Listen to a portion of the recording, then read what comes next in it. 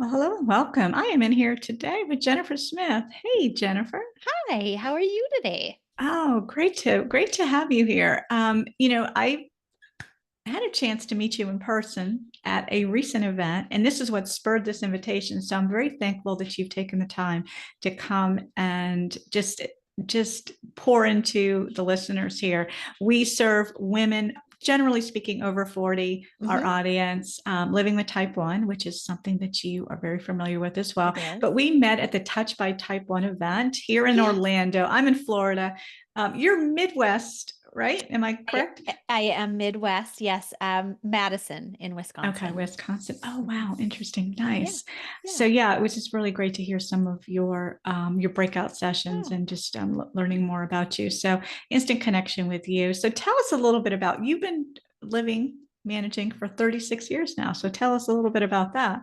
I have. Yeah, I mean, honestly, I was diagnosed obviously at a time 36 years ago when there was really no technology. What I did we get it. have? We had finger stick, We and sure did. glucometer.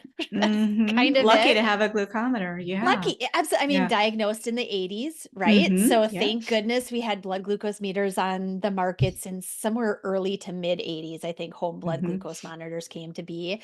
hmm Um, had a family that thankfully really took on that management as part of our family need to navigate, right?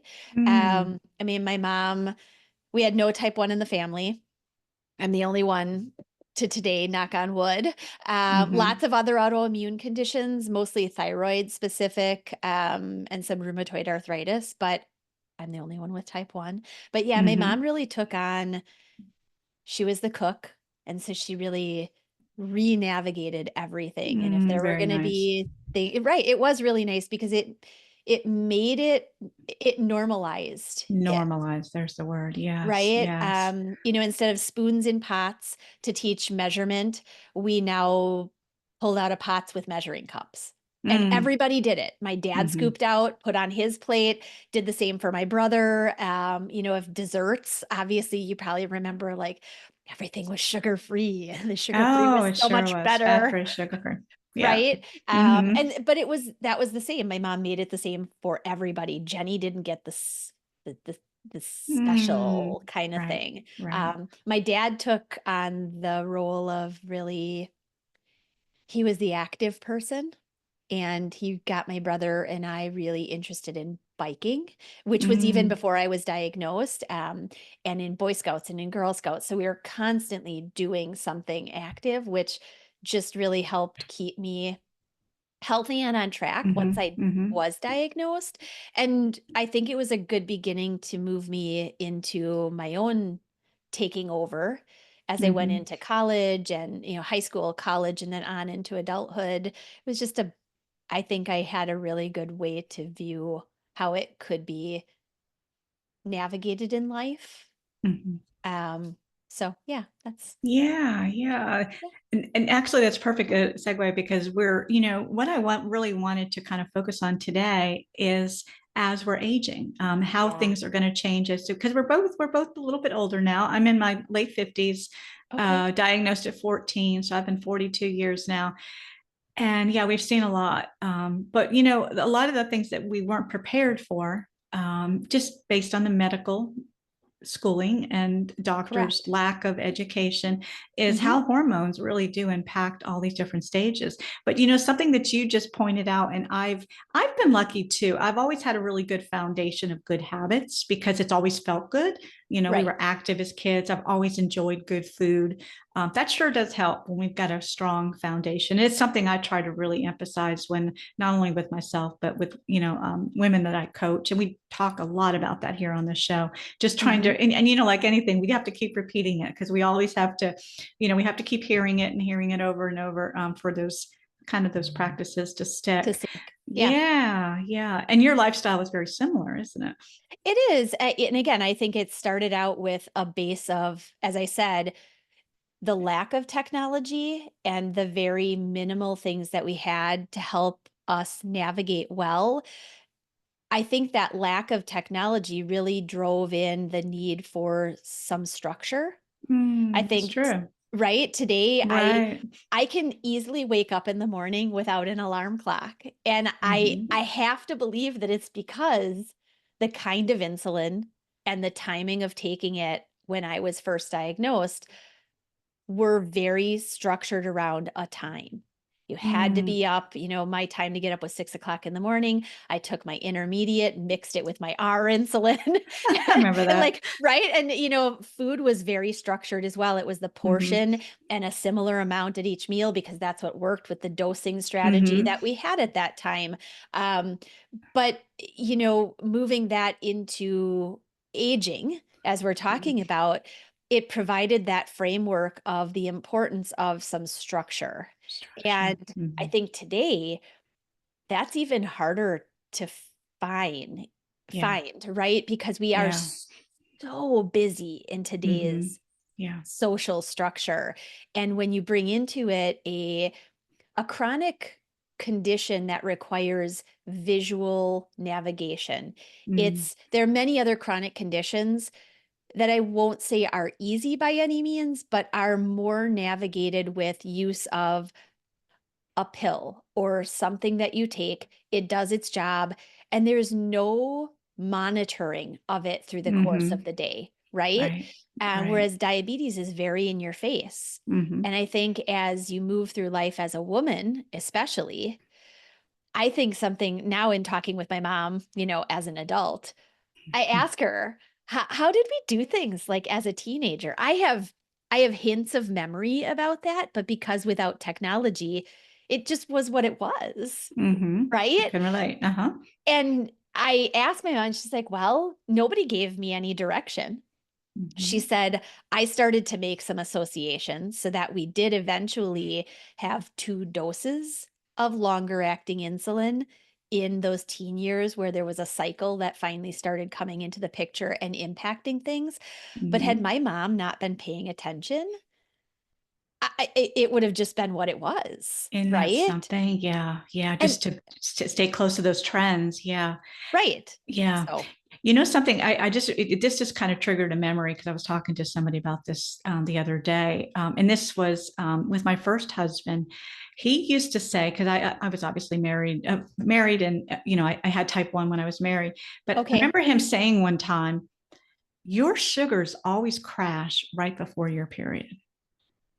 So Oh, it's funny how maybe an outsider can recognize it. kids. Yeah, isn't that Yeah. something? But Yeah. that's always stuck with me. And I still didn't really pay attention to that statement. Maybe that Sure. was one of those things you don't really pay attention when other people are noticing, but Well, I either should that have. or you were like, "Why are you noticing I things about know. me?" Right? Kind of like Yeah. annoyed, right? It's like, "What are you paying attention to?" But very intuitive of him. So he noticed those trends. Mhm. Again, doctors never confirmed that. That was never Yeah. something that even came up.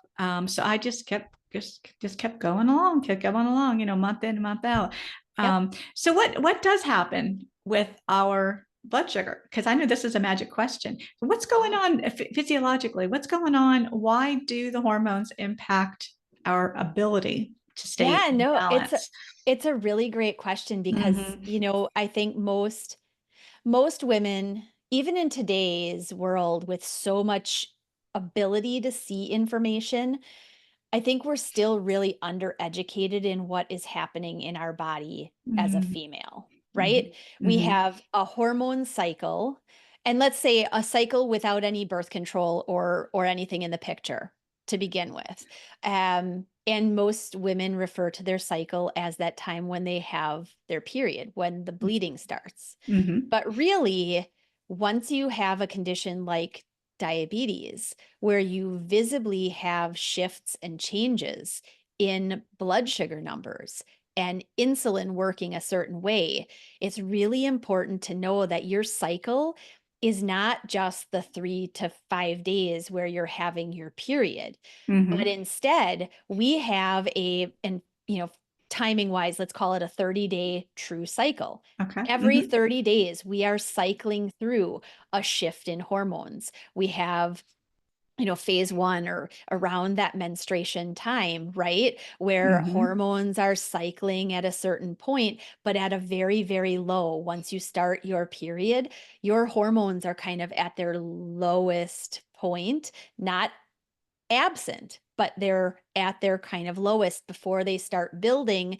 moving you into sort of this follicular phase and then into ovulation before things kind of cycle up in a different way with different hormones. And Mhm. we've got estrogen and we've got progesterone and we've got something called luteinizing hormone and we've got Mhm. follicle stimulating hormone and we've got Right. testosterone. I mean, we've got all of these and they're Mhm. hormones that flux up and down and in certain degrees at certain points in the month. So Yeah. you can see if nobody is directing you to understand at what point of your cycle you may see impact from this one versus that one, and which ones have a high impact on your insulin needs and your blood sugars, Mm.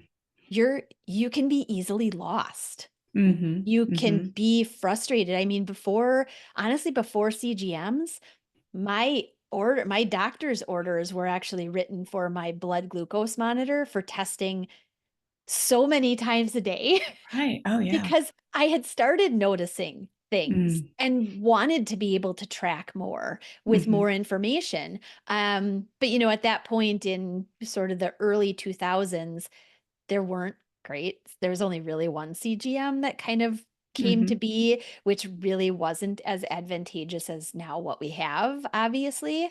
Mhm. Um, Once I got a CGM in 2005, Gosh, game changer, isn't it? it Isn't was it? a I it was a know. it's a great a Yeah. game changer, Game changer. 100%. Yes, Mhm. because now finally I could see what I was trying to piecemeal together with finger sticks. Yeah. That's for sure. We were flying blind back in those days. Yeah. Yeah. Yeah, Yeah. absolutely. Yeah. And not even knowing any different, No, because you can't miss what you didn't have or the information that you correct. lacked for sure. Yeah. Right. So what are the key signs? You started and I'm going to direct I'm going to make apparent a article that you wrote Oh, in sure. Diabetes Integrative Services. So this is the Okay. amazing. I love this site. I love what you all are doing. It's such a great Oh, resource. Gary thank Shiner and you. his book Think Like a Pancreas. If you're all not familiar with how all this is connected, but the actually the title of your article was How to Navigate Life Changes as a Female with Diabetes, and it was published June of 2023. We'll be sure to link that here for everybody to check out, just for it's always good to Thank go you. back after you listen to things to be able to kind of see it in print. I'm like that too. I tend to be a visual learner, so this will be perfect. But Yeah. what are the signs? So obviously, blood sugar is what we're talking about, and many of our listeners were transitioning. We're either in perimenopause, basically speaking, generally speaking, it's 40 plus into menopause, and as we know, menopause can be, or I should say, menopause is really only one day, because once you've hit that one mark and then you've kind of transitioned over, it's a term we hear, but we don't really understand the Right. true timing of it or really what our body's going. If you could give us a kind of a what to expect in those pre days, those peri days, Yeah, and then what's going to happen after. I'm all about visual understanding. That's how I learn. I know maybe a yeah. lot of us are like that as well. No, it's great to understand because again, in this post 40, essentially. And Mm-hmm. another piece to kind of clarify too is that there is enough research that suggests women with type 1 diabetes and type 2 diabetes actually can start perimenopause Mm. earlier than women without diabetes. Um, Interesting. Much relative to at least some of the studies pointing to management style, quote unquote, the word I don't really love, which is control, right? Right. Uh, Gotcha. the Mm-hmm. better the control, those kinds of Yeah. things. But in general, the research suggests that we can start it earlier than those without diabetes. Mm. Um, but that perimenopause, I think, it's a really confusing time Mm-hmm. because let's say you've been tracking, you know about hormones, you've been tracking your cycle, you've got apps that point to your cycle is coming, and then you can change your insulin doses or your rates in your pump or whatever, and you've got it, right? You've got a handle on how much more and when to change it. And then Yep. perimenopause sneaks in. And those early signs of perimenopause may start to um, they may start to sort of seem like things are a little bit off in timing. You Mm, may expect, okay, my app is reminding my period is going to start in about 5 days. This is mhm, when I would usually need more insulin. And maybe you increase your basal or you change the program on your pump to accommodate that. And you do it and you're running low and you're thinking, but I should need more, right? mm, But you don't yet. right. Some of those, if it's more regular enough that that's ending up happening, that your typical pattern is no longer a pattern, Mhm, you're very likely starting perimenopause. mhm. And a lot of people ask, well, how long is this going to last? That's the wide That's open the question, right? Big magic question. question. It is. Yeah. And, if you talk Yeah. to medical professionals, and I've asked my gynecologist and even just my primary care doctor, I've even asked my endocrine doctor, who Mm, technically being specific to diabetes, what have you seen? What can I expect? And they sort of give you the deer in the headlights look, like, oh my mhm, God, it's the question again that I have no answer to. mhm. Right? Yeah. Yeah. I mean, in general, it could be as short as 2 years, and it could Mhm. be as long as 10 years Yeah, that it takes absolutely. to navigate through all of Yeah. this. And the early stages, though, are again more common. You may start seeing body symptoms, things like restlessness that wasn't really there before. Mhm. Sleep patterns may start to shift and Yeah. change, especially around your cycle, where you may not have noticed sleeplessness or insomnia. You may notice that that is more a hallmark and maybe more even indicative of your period coming now than the app pointing to when it's Mhm. going to start. Mhm. Um, Drier skin, Mhm. hair that gets kind of crunchy instead of feeling soft, and All you know those things. Yes. all the things, right? Mhm. And with diabetes, then that regularity that you were so used to having becomes less regular.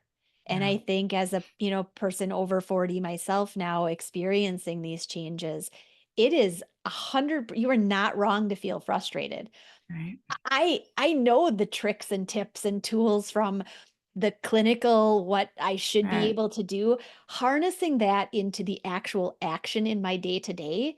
It is hard. I will Yeah. tell you it's hard. And you can probably attest to the same thing, right? Absolutely. Absolutely. It was. It Um, was. Yeah.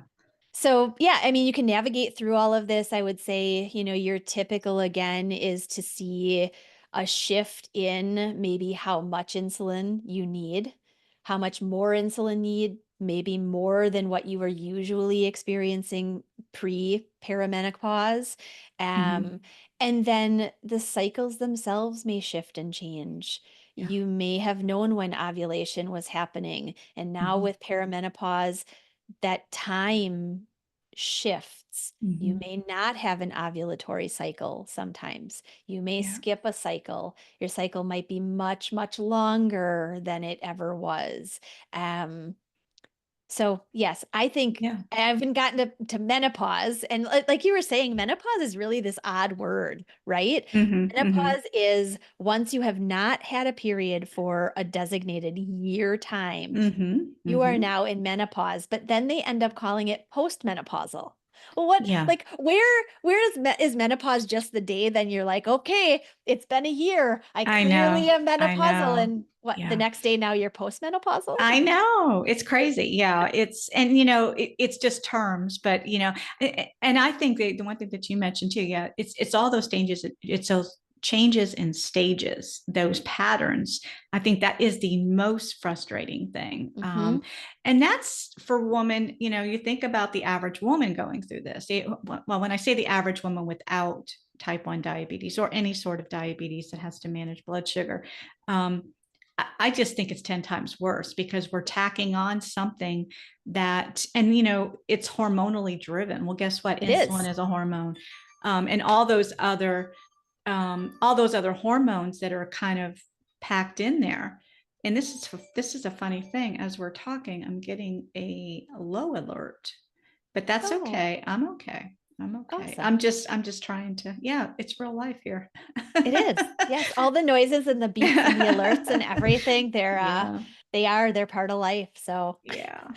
What was I saying? Yeah, I was just saying, yeah, just I think that is the number one frustration is, and I think the lack of understanding and validation. I know that's why women are coming to see you, because you can lean into this, and there's obviously some you know some relatability. That's the number one thing is, we Right. get it because we've either been there, or in your case, you're close to being there. I don't know what your Yes. stage is, but Yes. yeah, just that familiarity and just your education around it and the support. So we appreciate women like you in the space that are contributing and just giving. I think that's another thing too, because there's not lack of information. We don't lack information. It's understanding it and It sifting is. through what's really truth and what's true for us. And I think that's the disconnect, right? I do. I also think that while there is, yes, there is information, but as we already know, life with diabetes has broad information that then we have to take it and we have to apply it in our individual life. So Mm-hmm. that broad amount of information, yes, the symptoms you're having, this is perimenopause. Oh, your Mm-hmm. cycle has become irregular. Sometimes it's heavier, sometimes it's only a day. This is perimenopause. That's all lovely. But then you add in diabetes and how Mm-hmm. that impacts everything. And that's where it takes individualizing how to navigate adjustments that there aren't healthcare practitioners really. There aren't any doctors that I've found that can actually say, well, have you tried this or think about it this way? Yeah. It really does take another healthcare professional who has gone through it and can say, I understand your frustration. I think that's Mm-hmm. the biggest thing is to feel like you're one being heard, Heard. Mm-hmm. that you're just Absolutely. not like the general public experiencing this. Yeah. I hear your frustration. How about we try some of these things? Or, Mm-hmm. you know what, we could look at this, or let's look at your information and let's see, do I spot any trends? Like you said before, you can get lost in your own data. Mm-hmm. You see it every single day. Sometimes it takes an outside eye to spot a trend that you didn't realize was there. Right. Right. It's not as, yeah. Yeah. And then to Good talk point. through it and say, could this work? I see that Mm-hmm. this seems to be happening. You've given me the dates, a lot of the women that I work with at this age, I know their cycles because we're looking at all of that and I have it in my notes and like this time we did this and last Yeah. time we did this. That's very helpful because Mm-hmm. you start to feel less crazy Mm-hmm. So in point. it. Yes, yes, yes, absolutely. I love that. That is so cool. Yeah. Yeah, yeah, yeah. I do that too. We're really looking at it close, which is a helpful. Yes. It does help to get another set of eyes on it. So, Yeah. like with diet and lifestyle, we Mm. talked about some of the symptoms and what to expect. And again, we're being kind of general today. Which is what we do. We this is not medical advice. It's really No. just it's the awareness. It's what to think about, what to ask for, what to be validated through. I think that's the most important thing. Yes. But with diet and lifestyle, what changes, maybe with yourself that you're sorting to transition through, or women that you're helping? What are evident things that we can do to help support this time? With the things that we're doing every day and eating and all of that.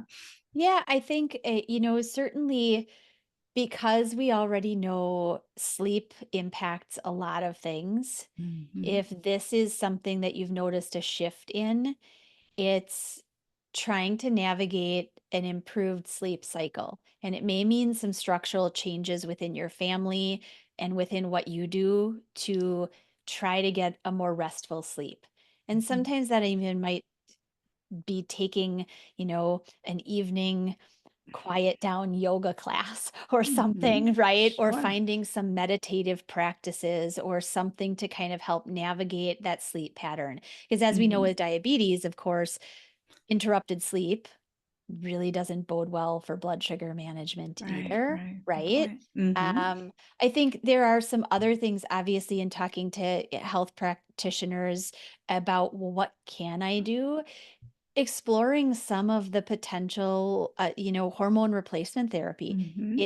There are some good reasons to explore using something like that. Mm-hmm. But I think, you really have to know yourself, and it's a really important discussion to have Mm-hmm. with somebody who can really talk you through what's right or not right for you.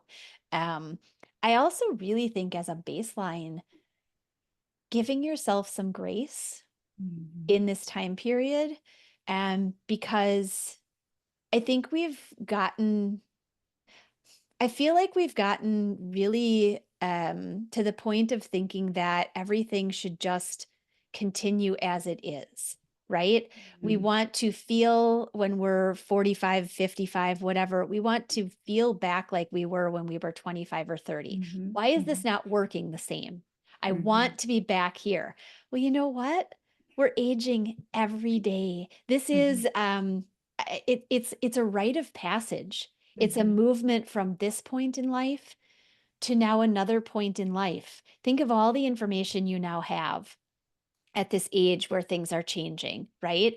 And Mm-hmm. I think it's an acceptance of change.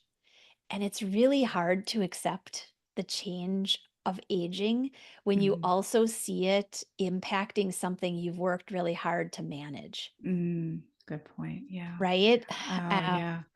so, Yeah, I love that. Yeah, it's really just trying to manage those expectations and what we expect, and it is. and for many of us who have maybe managed this disease for years, we need to give ourselves hugs and pats on the Yes. back because it's hard, Because it's and hard. Yes. yes, it's hard, and something I'm seeing, and maybe you can speak to this too. Maybe this is something you're starting to notice is the diagnoses are not, it's not a adolescent diagnosis anymore. The trends are really starting to point, a lot of autoimmune diagnosis. It's not Yes. just diabetes.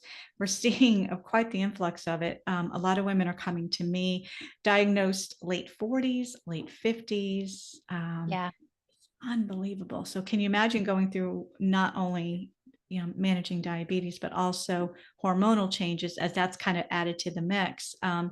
Woo, right? Yeah, that's a lot to ask of ourselves. So yeah, talking about giving ourselves grace and patience and taking it literally, maybe even one hour at a time on some days, just to kind of mitigate all of that.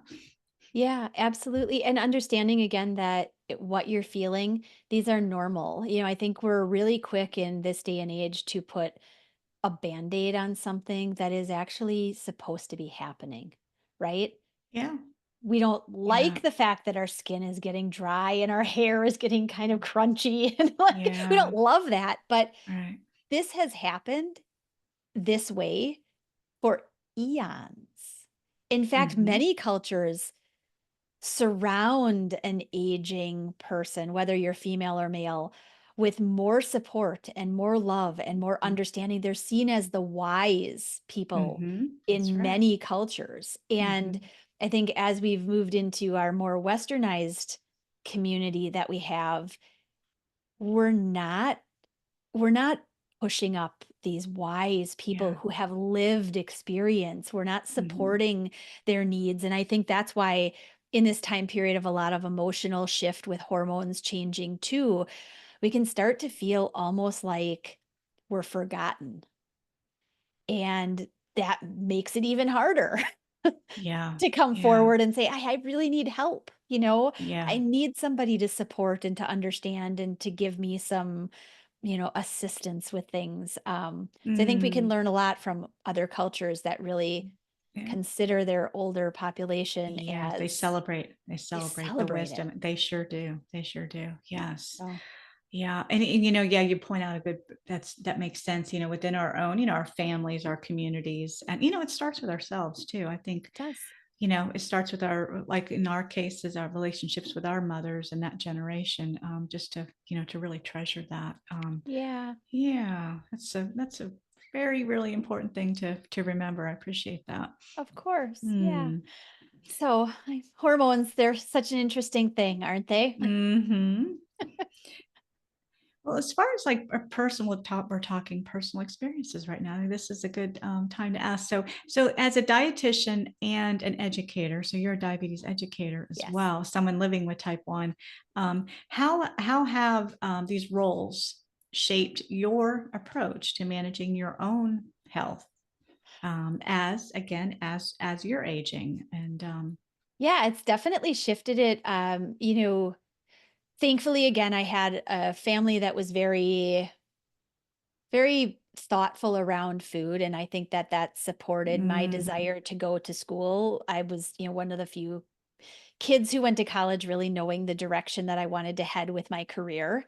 mhm, I really enjoyed aspects around food, but not just the preparation and like cooking. It was really what I loved in college were my nutrition science courses. The physiology of when you put that fuel into your body, what does it do? Like, what is the benefit of all of these micro and macronutrients? Why are we eating really? mhm, yeah. And moving forward then into life, learning more and more about putting different foods together and the quality of that food and where Mm. does it come from. And now, we have an enormous amount of our grocery store is packaged, right? Yeah, yeah. And in terms of focusing, I try really hard to not only meet my needs where I am, but I also have kids. And my kids, I've tried to give them an understanding of nutrition and why we eat the way that we do. Mm, I've noticed a big difference in my diabetes management as I've gotten older and learned more and more mm, about even those macronutrients, your carbohydrates, your proteins, and your fats, and the value to putting them together in the right way in a meal mhm, to mhm. benefit my glucose management goals. Yeah. And to be able to say, okay, on a day when I have really heavy exercise, those are more of my days that I feel like I can get away with a I little bit, understand. right? You can get Your away with body a little needs. your body Yeah. needs, and it's like Yeah, I've yeah. got this and I can cover it and I'm sensitized and let's go, right? Let's have sushi. Sensitized. I love that term. That makes Yeah. sense. We know the days that we're going to be more sensitized to that, uh, well, to the insulin, To the or the insulin. insulin's more sensitive to the glucose. Yeah, I Correct. love that. Exactly. Yes, Yeah. definitely. And then tying that into hormones, I also know times Hmm. of a monthly my monthly cycle essentially where I also have a heightened sensitivity like your husband was noticing, right? I Hmm. see a lot of more drops in your blood sugar when your period starts or before your Yeah. period starts or whatever. Very common time period for Hmm. sensitization, right? Yeah. And Hmm. so I've found a way to I found a way to prevent completely getting I guess getting rid of certain things to eat. I have Okay. preferences. I don't like certain types of proteins. I like fish. I like, more plant-based proteins. I guess pescatarian would be the term. I don't even know if that's still Okay. used. Right. Right. Right. Um, Hmm. but I've found that eating style, much more Mediterranean, really. Yes. Yes. We eat the same way. Yes. Yeah, Most it is definitely. is Just what real food. really it real food, Hmm. I love the summertime because I Yeah. can grow so Hmm. much food that tastes Hmm. great. I love picking the kale off of my bush Hmm. and going in and Yeah. making kale chips or putting it in my smoothie or putting it in the soup I'm gonna make. Um, Hmm. but as it ties into what I've found works the best for my body, I've also noticed hormonally there are certain points of a month where cravings indicate a certain cycle of hormones coming, Hmm. Hmm. and wanting certain foods or having a tolerance for certain foods Mm. feels better, ends up making me digestively feel better. It works better for my blood sugar management. Mhm. And in the past couple of years, I've actually looked more, again, over the age of 40, navigating perimenopause and whatnot.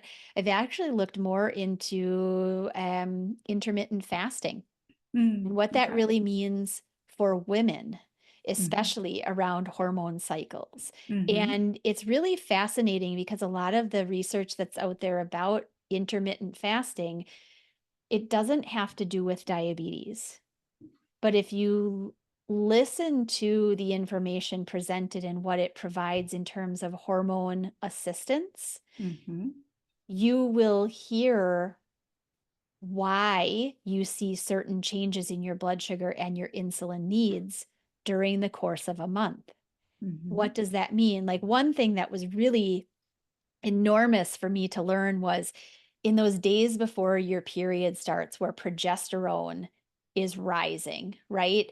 Getting your body kind of ready for either it's supporting a pregnancy because you ovulated and you got pregnant, or it's plumping things up and you're not pregnant, clearly. And it's going to wash it all away and you're going to have your period, right? But Mm-hmm. what usually happens in that period? You're hungry, you're Right. craving those comfort foods.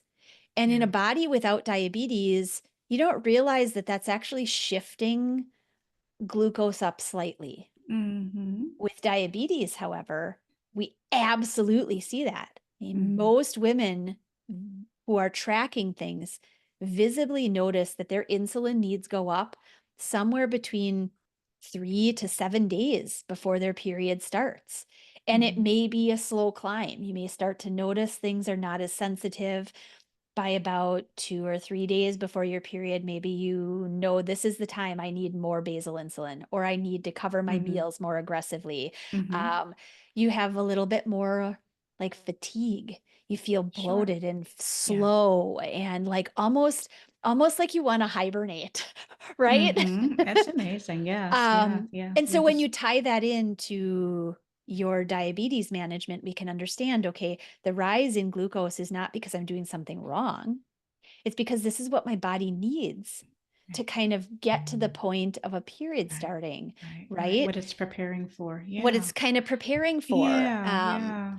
So intermittent fasting, in terms of all of this, it has a Mm-hmm. cycle to it in terms of hours of fasting versus lengthy fasting, and helping sort of reset for different reasons, whether it's your Mm-hmm. immune system or a gut kind of thing. And Sure. with diabetes, the cycling nature of how you put food in and the timing of it can actually help manage blood sugar through this time of change, Mm-hmm. perimenopause, in a really interesting way. It's Oh, it's a really, it's very mhm, fascinating. mhm, mhm. So Yeah, yeah. And you just to touch further on that, intermittent fasting, and this is something, because I get asked this a lot too, whether it's if it's safe, and I think hormonally it's better in certain times of the cycle or even yeah. our hormonal Hmm. stage, right?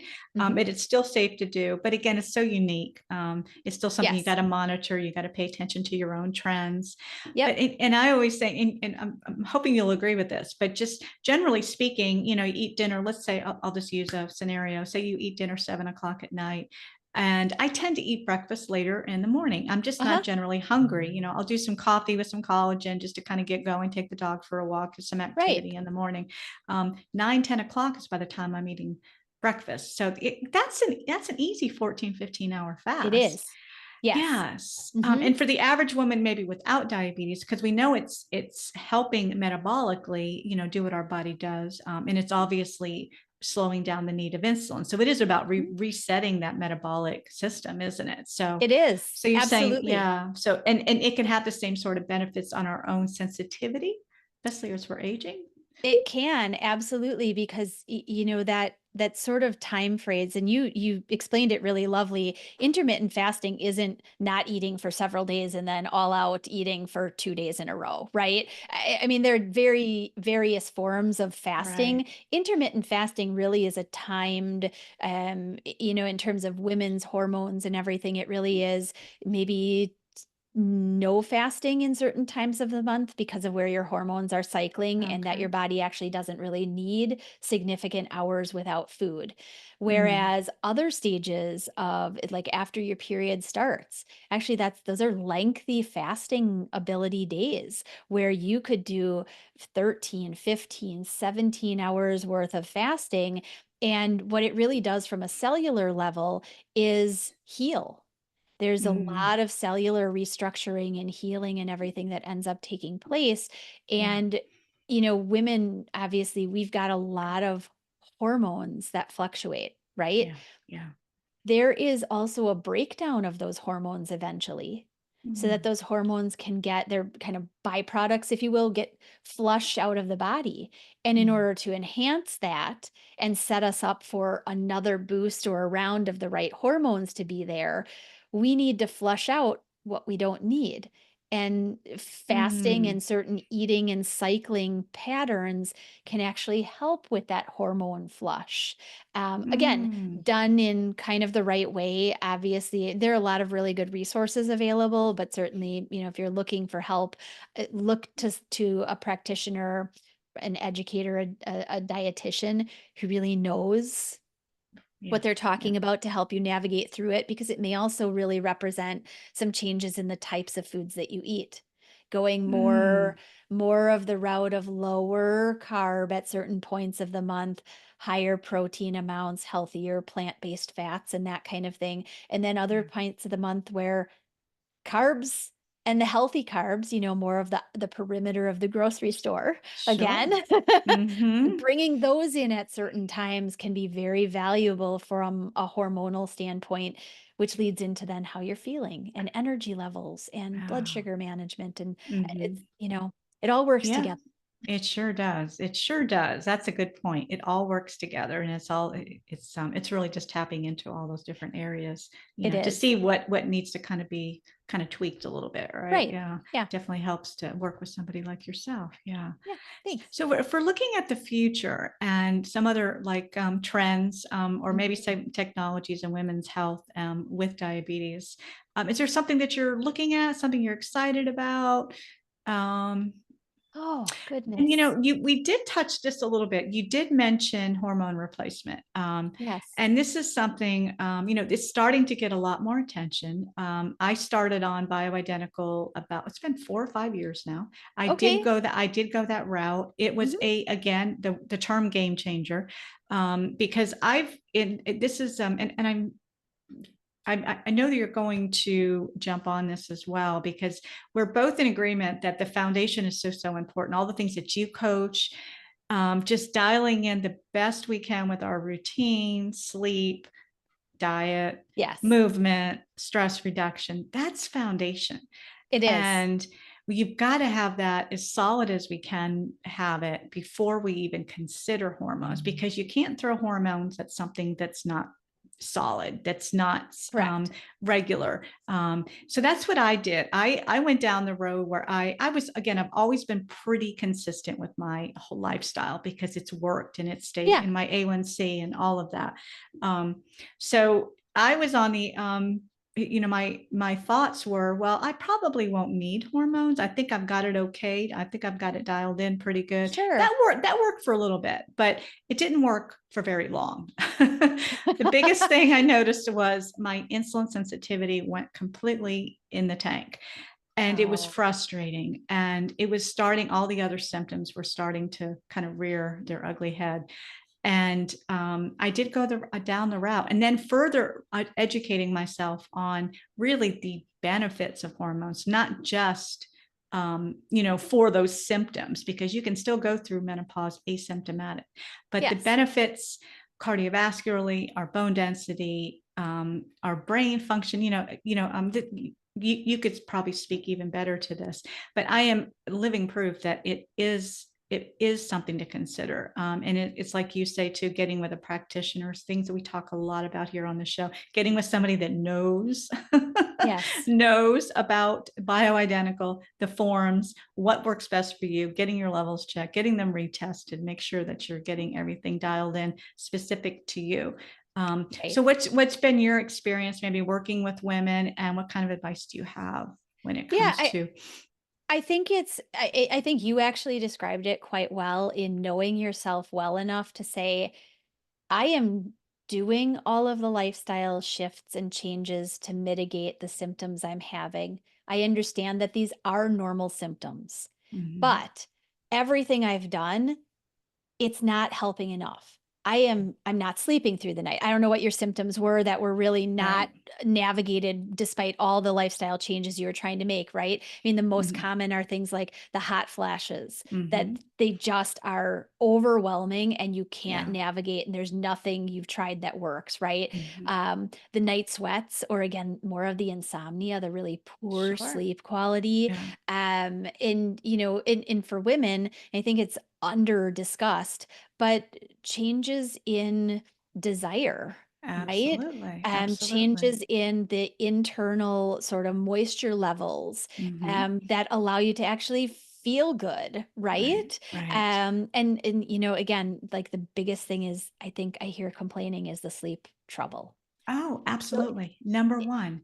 And just if like you you've done said, everything, yes, and that's what you just mentioned too, because we know how impactful that is over how we feel living with this chronic disease.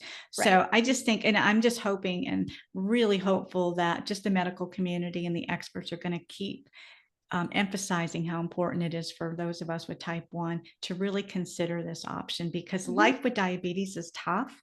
Life suffering with hormonal changes with diabetes Oh, can really be, it's it doesn't lead to a good quality no, life, and it's no. sad that women are led to believe that they just kind of have to put up with it or just to Mhm. suffer through it. So it's And definitely worth the conversation. I Yeah. think another big thing too, and I don't know if you experienced it, and sort of a benefit from starting your therapy. But if you're still working, which in your 40s, Yeah. unless you're really early retired or something, Mhm. you're likely working a lot of the quality and sort of brain fog is what a lot Yeah. of women Oh, end up yeah. complaining about, the lack of ability to focus, many women Focus. feeling like, Mhm. gosh, was I never diagnosed with attention deficit problems, because I feel Mhm. like my attention is now Yeah. gone, I can't Yeah. focus on anything. And it's not really that. In fact, I think many women unfortunately get diagnosed with something that they don't have. It's just relative to their hormones I think shifting, you're right. Yes. right? I'm hearing these stories as well. They're being put on antidepressants. Right. Which Yes. it All the could things. potentially Yeah. be more of Mhm. a hormonal shift that they're now experiencing, Mm. and evaluating, gosh, I've been doing lifestyle shifts and changes. It's not enough. I can't do Mhm. any more that I'm doing. My quality of life is suffering. Mhm. Why don't we try this route and see if that definitely improves? And I've had a number of women who've actually had improvement in that. I feel like I can think again. I feel Mm. like I can put the energy into the things in my day that need the energy, they get Yeah. done, and I can move on. Which is so wonderful to be able to have yourself back. There you go. Absolutely. Yes. Yes. So, how long, I guess, you've been using it for a bit of time, Mhm. and how long after you started using it did you start to notice a definite benefit to it? Oh, and it does take time to get through your Right. levels. I want to say within 6 months. Okay. Absolutely, absolutely. And one of the things that I emphasize so much, you've really got to work with somebody that understands what's optimal for that. I think that's the biggest thing that's happening right now. Women are just tossed a prescription and then they're just told, okay, I'll see you in a year. I'm like, oh, no, no, Ah, no, no, slow that down. You have got right. to be retested because you Yeah. just can't set it and let go. No. Again, they've got to be cared for and monitored, and it's really that understanding of really all these symptoms. And blood sugar, that's the other thing that we're talking about, like with Right. diabetes, and how all these hormones are so, they just have to be balanced. Balance is a wild word either too. Right. I don't know if we're ever really in balance, but functioning the best we can, really. Right, Yeah. exactly, Yeah. yes. Yeah. Our scale is it's Yeah. fairly okay. We got it Hmm. navigated today, and it's working okay, so Absolutely. yeah. Oh my God. And I know there are time frames as well, obviously, for using the therapy. And is it essentially still more around monitoring after you've been using it for about 5 years, and then more monitoring and whatever, um, just for navigating that? I think so. I think they're starting to learn more Mhm. about that, and I think, we're in the middle of this, aren't we? Just the studying and the attention being put on the importance of it. Yes. And I think as it's related to women with diabetes on HRT, that has not even been studied. So Yeah. not that I'm aware of. I mean, I haven't seen any research on it, which is really kind of a sad thing. But Mhm. with hope. I would love to sign up. Sign me up. I'll study me. Right.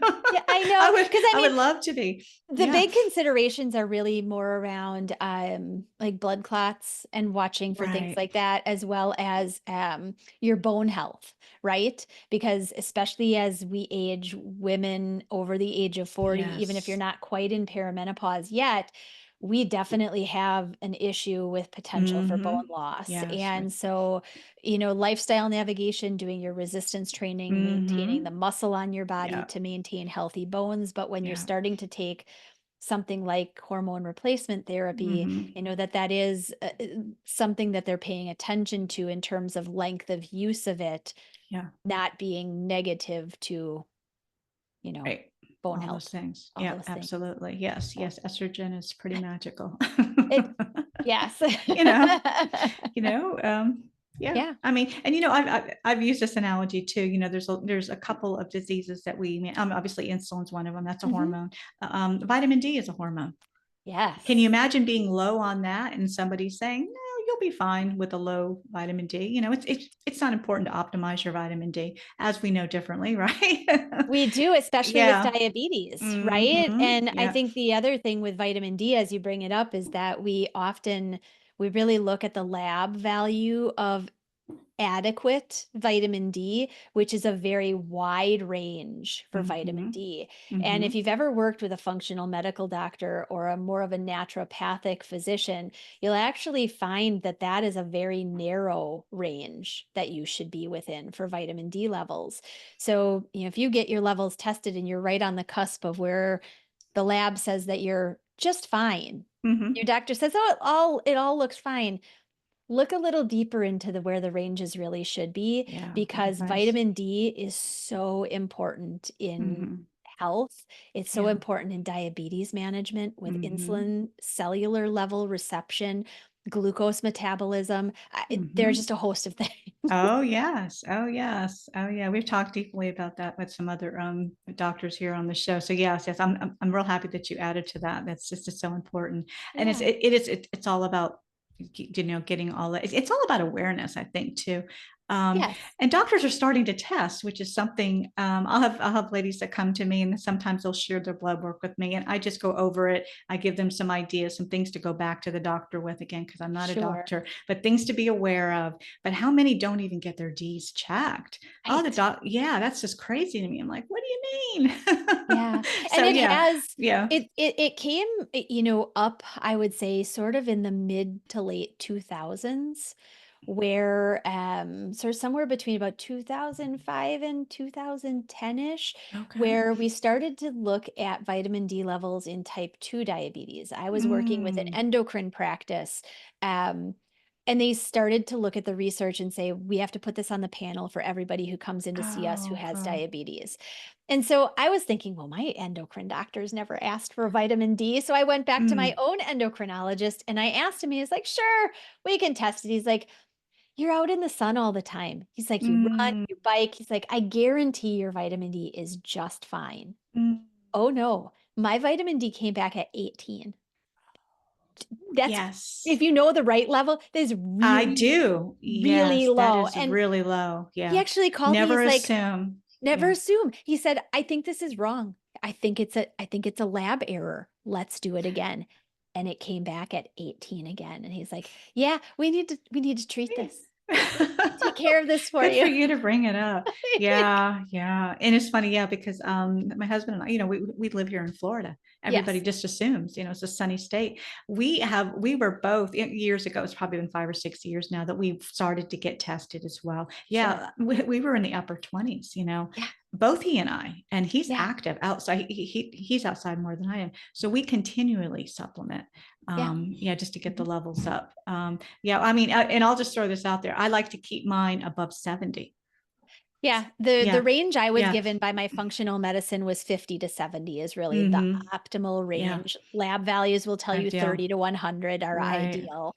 Mm-hmm. But really 50 to 70 is kind of that sweet. Sure, So, sure, sure. yeah, So if somebody's low, even low 30s, I mean, why not bump low. it up a little bit, right? It's like Yeah, I want to be optimal. I don't want to be right. average. No. I don't want to be average.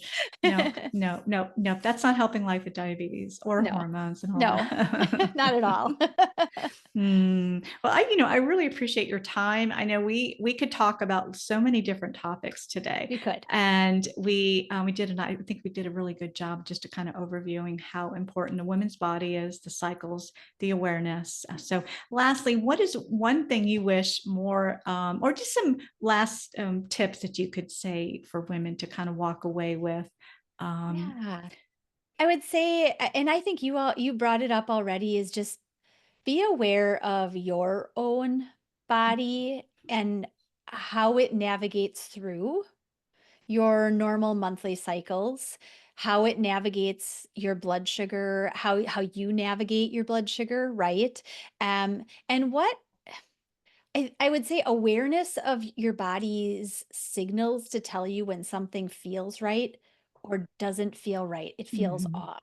Because I think we've gotten away from paying attention to really what our body's trying to tell us. mhm, Is my headache today just because I haven't had enough water? Or goodness, I have a headache for a couple of days and then my period starts. Oh, right. goodness. Yeah. There are subtle things that our body is trying to tell us if we pay enough attention, which is really hard in today's world because we are Sure. surrounded by noise on Mhm. all different areas, Yeah. right?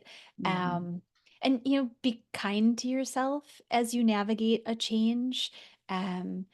Change takes a habit that gets started and you Mhm. keep moving down that path, and it can take some time. It's not going to just magically change after one day of, drinking this fancy beverage that you were That's told true. is supposed to be the magic bullet, right? Yeah, good point there. Yes, yes. So yeah, Yeah, anyway. yeah, yeah. There are no magical solutions, right? The magic lies in each of us, right?